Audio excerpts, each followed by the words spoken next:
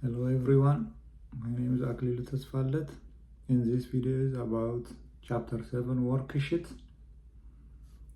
and question number 1 from the two quotations. The second one, it makes a little bit sense for me because this quotation means that what people think is normal or acceptable about sex and sexuality. Sexuality is not the same everywhere. It depends on the culture and the time you live in. Sexuality is not just about biology. It's shaped by belief, tradition, expectations you grow up with. This helps us understand that sexuality is not natural in the same way for everyone. It's learned.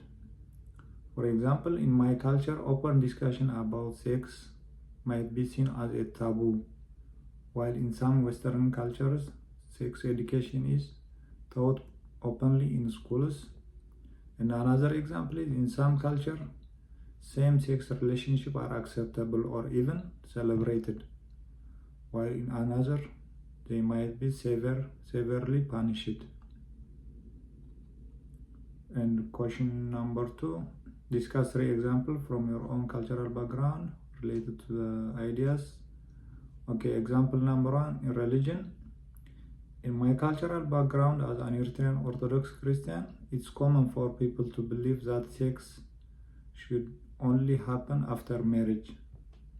Young people, especially girls, are often taught through church teaching and the family tradition that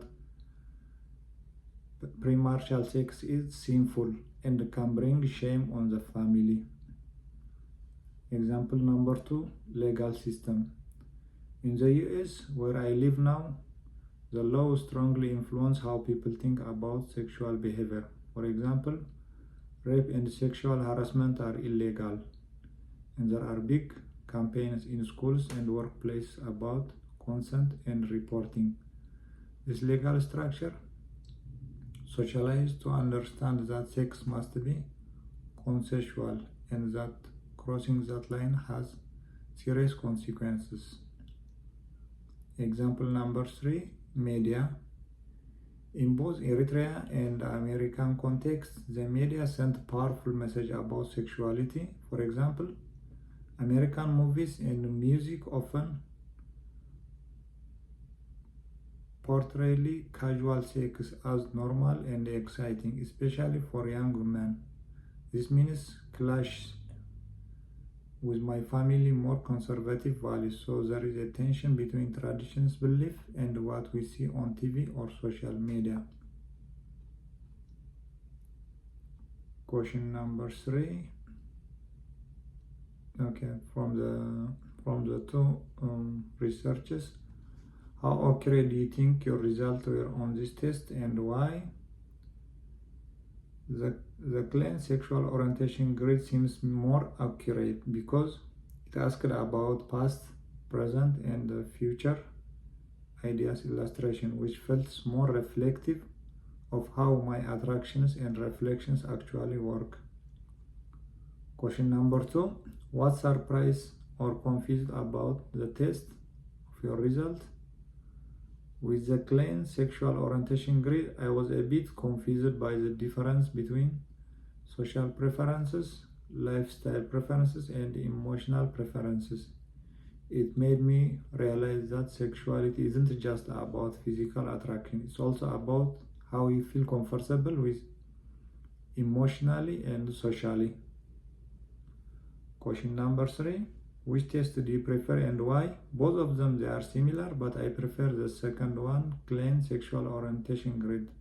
Looks more specific, looks realistic, looks at more dimensions like past, present, and ideal future attractions, emotional reflections, and social identity. Question number 4, based on what you learn in this chapter, why is it important for researchers to research human sexuality? Research can help people understand themselves better, reduce stigma, and influence public policy, sex education, and healthcare in more inclusive ways. It also shows how culture Historical and personal factors shape people's sexual identity and behaviors.